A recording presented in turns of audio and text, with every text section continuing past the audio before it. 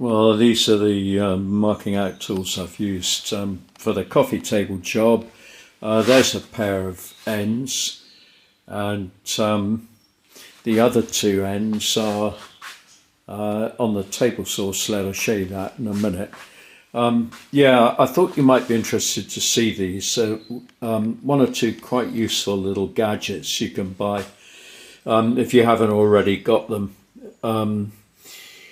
So this little thing is a slider, goes up and down the steel rule, and it's just got a little knurled button on it, knob on it, and you can tighten it up at a certain space, and it's really handy. It works as all kinds of things. It can be a depth gauge, and you can mark off against it and set a, if you're doing multiple stuff, you can set the little gauge onto the scale and leave it there, move it, do what you want with it. I've found that really invaluable.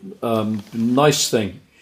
You need a big and fairly accurate square, and that one's good because it reads off from the inside and the outside. It's handy to be able to do that. So having a scale on it that's pretty accurate is quite nice. That gets used a lot. Marking gauge is mortising gauge, really. I quite like that. But you need something else to set it up with. And I've got a very nice, a really useful plastic one that has a scale on it, and amazingly it's quite accurate. I use this a lot. I use it more than that's the most popular marking gauge in this workshop, and I really like that. And I use the little engineer's square just to check sort of verticality on the table saw blade and that sort of thing. There's no scale on it, but it's really handy to rest on a table and check for square. And this is a small square that, again, is very adaptable because you can use that as a depth gauge and a distance gauge, and it's good for setting your circular saw up against the fence and so on and so forth. But the thing I use most of all is probably this digital vernier, because you've got a pair of outside calipers there and inside calipers there, and down the bottom you've got a depth gauge as well, and it's super accurate, and you can change it over from metric to imperial if you want, and lock it off, and fantastic convenience. And I find myself using it for metalwork and for woodwork. So don't think verniers are just for metalwork. They're not. They're really handy in a woodworking shop, and again, super accurate. And you can transpose measurements from that onto different kind of marking gauge or whatever, or onto a rule with a little scale stop on it like that. I don't know if there's a proper name for that, but that's quite a nice thing. This steel rule here is 1 meter long, so that's actually quite good. Comes in handy when you're finding the center of something and then measuring down, halving it against a joint or something of that sort. So what joints have we cut so far on this? Well,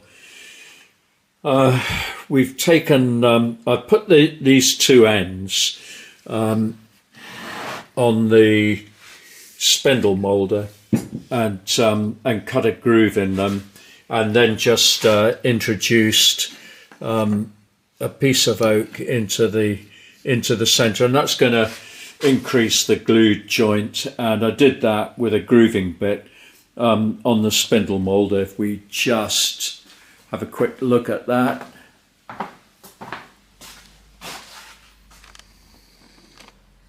There it is. Quite a handy piece of gear with knives on the top and on the bottom. There's one on the top. So we got knives on 3 faces of that, and you know, obviously a small adjustment up and down is going to cut a deeper, a wider groove rather, and in and out a deeper one. And on this particular moulder, we've got a scale here. This is a vertical scale on this spindle moulder, and I've just added a little bit of wood and a bit of insulating tape there to give me because for some reason there's no, I'm sure there should be some kind of register on that, but there isn't. So a whole turn, a whole 360 degrees of that is 4 mil.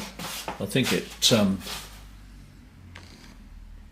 yeah, the complete rotation is 4 mil, so 90 degrees is a millimeter on that, and but you do have to know, you know, where you're stopping and starting, where you're going from. So I just added that bit onto there. It's a bit of an oversight. I think there are several oversights on this machine, but I've done a video on it. If you're interested to see this spindle moulder, it's a bit more than a spindle moulder. It's an overhead router as well, and there's its router spindle there, and you know, I was thinking of using that for one of the bits just to see how I went. I've never ever used it. It was an optional extra with the machine, but I always come back to using a hand router because it's just so much faster. But I think if you're doing a lot of repeat work, that's where it would come into its own. And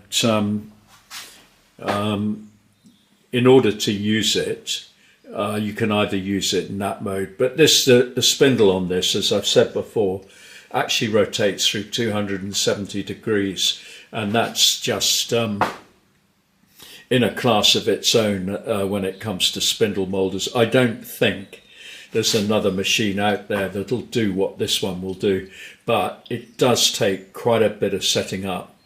So if you want to know more about it, incidentally, it will function as a tenoner, a router, a mortiser, and a spindle moulder, and you can make it do almost anything because of the versatility of that spindle.